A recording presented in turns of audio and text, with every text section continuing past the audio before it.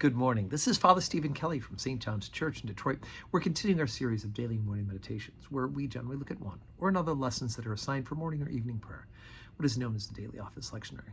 And for today, for Wednesday, let's take a look at the lesson that's assigned, the first lesson from evening prayer from the book Ecclesiasticus. Again, remember, a book of wisdom sayings on how it is that we live in relationship with God and with other people.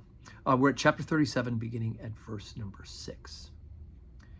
Forget not thy friend in thy mind, and be not unmindful of him in thy riches. Every counselor extolleth counsel, but there is some that counseleth for himself. Beware of a counselor, and know before what need he hath, for he will counsel for himself, lest he cast a lot upon thee.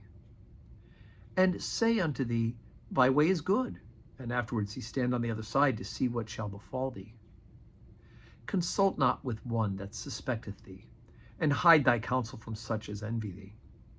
Neither consult with a woman touching her of whom she is jealous, neither with a coward in matter of war, nor with a merchant concerning exchange, nor with a buyer of selling, nor with an envious man of thankfulness, nor with an unmerciful man touching kindness, nor with the slothful for any work, nor with a hireling for a year of finished work, nor with an idle servant of much business.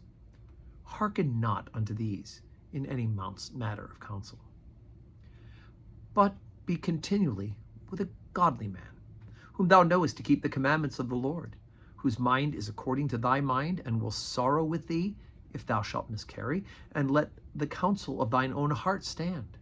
For there is no man more faithful unto thee than it. For a man's mind is sometimes wont to tell him more than 7 watchmen that sit above in a high tower. And above all this, pray to the Most High, that he will direct thy way in truth. Okay, so again, this is great advice, right? And it has starting primarily to do with the advice of how it is that you get advice, right? So when they talk about counselors, they don't mean like a psychiatric counselor or a social worker counselor.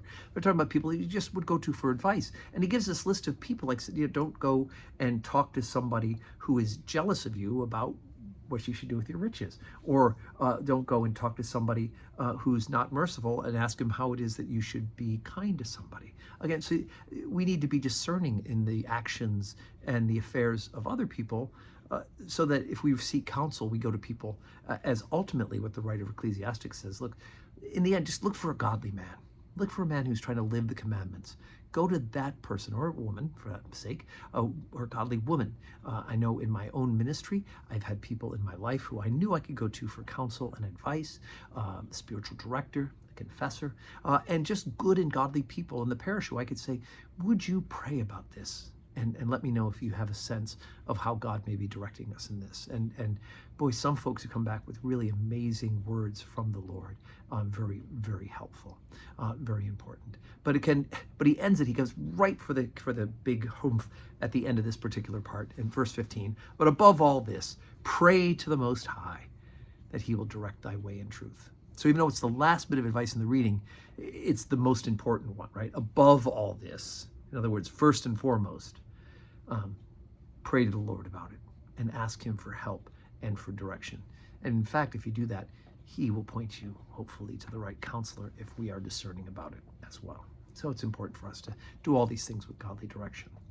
Today is Wednesday, and it's an Ember Day. It's one of those days 4 times a year, a Wednesday, a Friday, and a Saturday, where we pray especially for the ordained ministry of the church. And we'll pray today with special intention and thanksgiving for the ordination of Zach Baker, who was at one point an intern here at St. John's. And while he was a deacon, he helped us out a few times. Zach was ordained a priest last week in the Diocese of Long Island. We pray, of course, for Cam Walker, our parishioner who is now at Nashotah House in his last year of seminary. So we'll pray for those who are in the midst of the ordination process or are discerning their vocations to be ordained deacons or priests here in the Episcopal Church. And I hope that your Wednesday today is a wonderful day full of blessings.